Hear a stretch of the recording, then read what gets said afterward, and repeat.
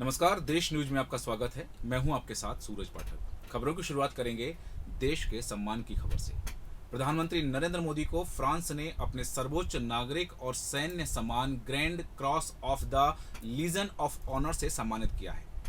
Paris के LCC palace में आयोजित रात्रि भोज के बाद राष्ट्रपति इमैनुएल मैक्रोन ने प्रधानमंत्री नरेंद्र मोदी को यह सम्मान प्रदान किया। प्रधानमंत्री नरेंद्र मोदी यह सम्मान पाने वाले पहले भारतीय प्रधानमंत्री हैं। इससे पहले grand cross of the legion of honour से दुनिया भर के प्रमुख नेताओं और प्रतिष्ठित हस्तियों को सम्मानित किया गया था। इनमें दक्षिण अफ्रीका के पूर्व राष्ट्रपति नेल्सन मंडेला, पूर्व जर्मन चांसलर एंजेला मर्केल और संयुक्त राष्ट्र के पूर्व महासचिव बुट्रोस घाली शामिल हैं।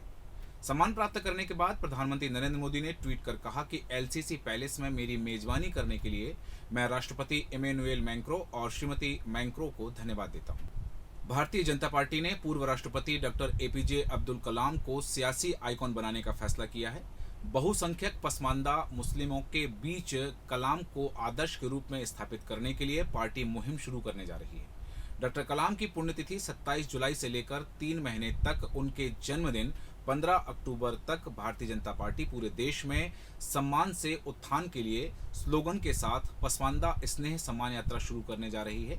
भाजपा अल्पसंख्यक मोर्चा की भाजपा मुख्यालय में हुई बैठक में यह फैसला लिया गया है।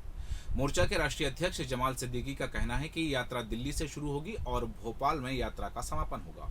भाजपा की स्नेह यात्रा 14 राज्यों में निकाली जाएगी। इन राज्यों में लोकसभा की 63 ऐसी सीटें हैं जहां अल्पसंख्यकों की तादाद 32% से 98% तक है। चंद्रयान 3 की सफलता के लिए उज्जैन में भी अनुष्ठान अभिषेक किए जा रहे हैं। यहां सांदीपनी आश्रम स्थित श्री कुंडेश्वर महादेव में विशेष पूजा की गई। शिवलिंग का अभिषेक कर चंद्रयान की बिना विघ्न लैंडिंग के लिए मंत्रों का जाप भी किया गया। मंदिर में चंद्रयान के मॉडल को रखकर पूजन किया गया। लैंडिंग की उल्टी गिनती शुरू होने के बाद विक्रम लैंडर की सॉफ्ट लैंडिंग के लिए प्रार्थना की गई।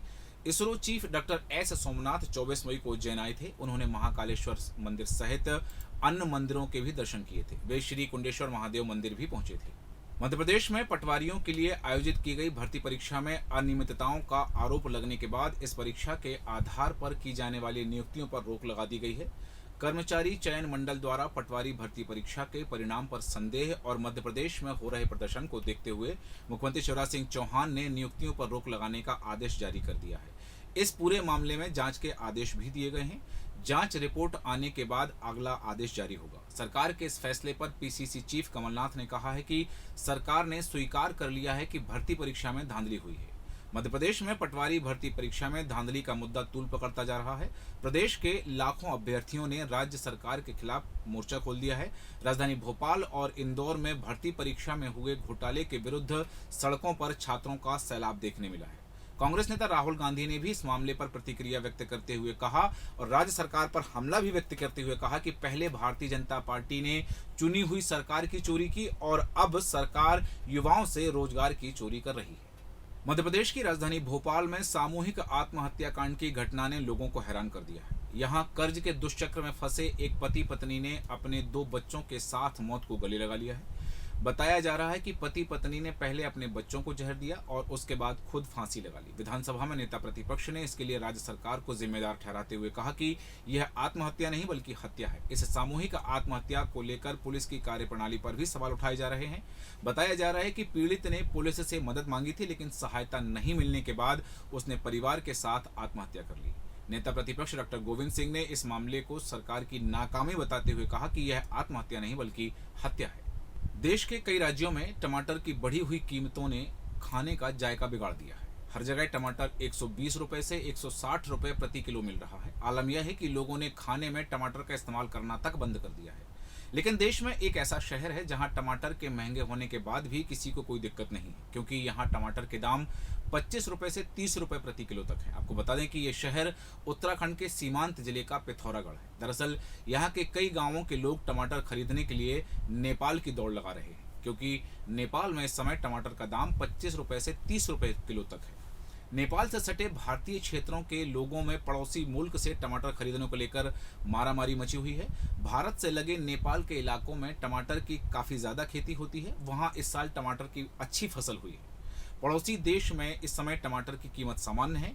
यही वजह है कि पिथौरागढ़ और चंपावत में सीमा से लगे गांवों के लोग टमाटर खरीदने के लिए नेपाल जा रहे हैं।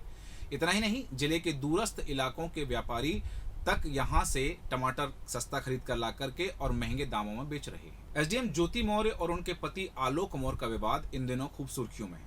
इस बीच ऐसा ही एक कांड कुशीनगर में भी सामने आया है। यहाँ शादी के बाद पति ने पत्नी की पढ़ाई लिखाई कराई, उसके बाद पत्नी नोएडा में नौकरी करने पहुंची तो दोनों में विवाद शुरू हो गया। विवाद के बीच ही पत्नी को विदेश से नौकरी का ऑफर मिला तो वह पति और बच्चों को छोड़कर विदेश चली गई। वह पति को कोर्ट से तलाक के पेपर भेजे और वहां से दुबई चली गई। पूरा मामला कस्या थाना क्षेत्र के चेंगोना गांव का है, जहां पति ने अपनी दिव्यांग पत्नी को पढ़ाया लिखाया, इसके बाद नोएडा और फिर नौकरी करने विदेश भिजवा दिया। लेकिन विदेश गई पत्नी ने वहां पहुंचते ही रंग बदल दिया। उसने न केवल अपने पति को छोड़ने के लिए तलाक का नोटिस भिजवाया, बल्कि अपने 3 साल के मासूम बच्चे से भी मुंह मोड़ लिया है। अब पति मासूम बच्चे को लेकर दर दर भटकने के लिए मजबूर है। खबरों में फिलहाल इतना ही।